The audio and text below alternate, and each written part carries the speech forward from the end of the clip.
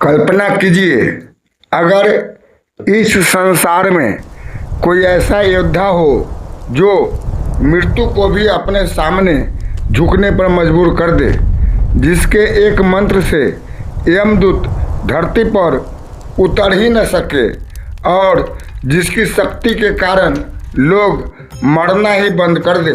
लेकिन फिर महाभारत के सबसे महान योद्धा भीष्म पितामह ने सिर्फ एक वाक्य बोलकर उसकी सारी शक्ति समाप्त कर दी। आखिर वह योद्धा कौन था? क्या सचमुच उसने मृत्यु को कैद कर लिया था? और भीष्म ने ऐसा क्या कहा जिससे इतिहास हमेशा के लिए बदल गया? अंत तक देखिए, क्योंकि इस रहस्य में छिपा संदेश आपकी सोच बदल सकता है। कहा जाता है, प्राचीन भारत में एक ऐसा वीर था जिसने वर्षों तक कठोर तपस्या की। उसकी एक ही इच्छा थी, जब तक मैं चाहूं इस संसार में कोई मृत्यु न हो। देवता भी उसकी तपस्या से विचलित हो गए। अंततः उसे एक अद्भुत वरदान मिला, ऐसा दिव्य अस्त्र जो मृत्यु की शक्ति को कुछ समय के लिए रोक सकता था। लेकिन हर वरदान के साथ एक शर्त भी जुड़ी थी। यदि कभी उसका उपयोग अहंकार में हुआ तो वही शक्ति उसके विनाश का कारण बनेगी। शुरुआत में उस योद्धा ने अपनी शक्ति का उपयोग निर्दोष लोगों की रक्षा के लिए किया। लोग उसे देवता मानने लगे, राजा उसकी पूजा करने लगे। लेकिन धीरे धीरे प्रशंसा ने उसके भीतर अहंकार पैदा कर दिया। एक दिन उसने घोषणा कर दी, अब इस संसार में मृत्यु नहीं होगी। उसने दिव्य अस्त्र का प्रयोग किया और कहते हैं, कुछ समय तक युद्ध में घायल सैनिक भी नहीं मरे, भयंकर रोगियों की सांसें नहीं टूटी, यमदूत लौट गए। पूरी धरती पर एक अजीब सन्नाटा छा गया।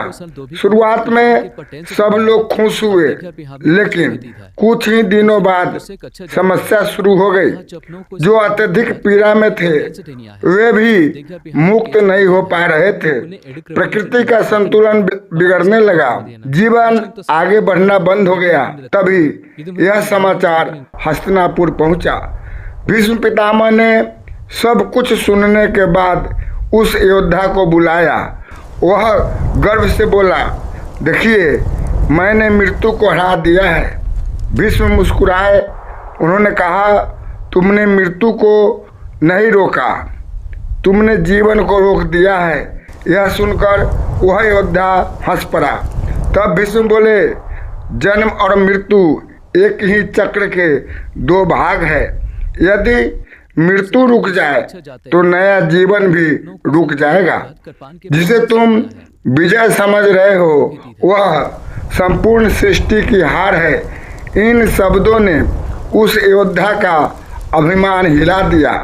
भीष्म ने आगे कहा, मैं स्वयं इच्छा मृत्यु का वरदान रखता हूँ, लेकिन मैंने कभी प्रकृति के नियमों को बदलने का प्रयास नहीं किया, क्योंकि धर्म प्रकृति के साथ चलना सिखाता है, उसके विरुद्ध नहीं।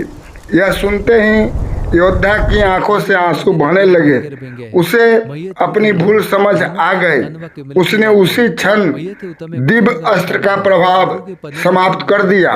कहते हैं, उसके बाद प्रकृति फिर से संतुलित हो गई। यमदूत अपने मार्ग पर लौट आए और संसार का क्रम पहले जैसा हो गया। उस दिन भीष्म ने केवल एक योद्धा को नहीं हराया, उन्होंने अहंकार को पराजित किया। उन्होंने समझाया कि सबसे बड़ी शक्ति नियम बदलने में नहीं बल्कि धर्म निभाने में है। जो व्यक्ति प्रकृति से बड़ा बनने की कोशिश करता है वह अंततः अपने ही अहंकार का बंदी बन जाता है। दोस्तों, यह कथा हमें याद दिलाती है कि जीवन और मृत्यु दोनों ईश्वर की व्यवस्था का हिस्सा है।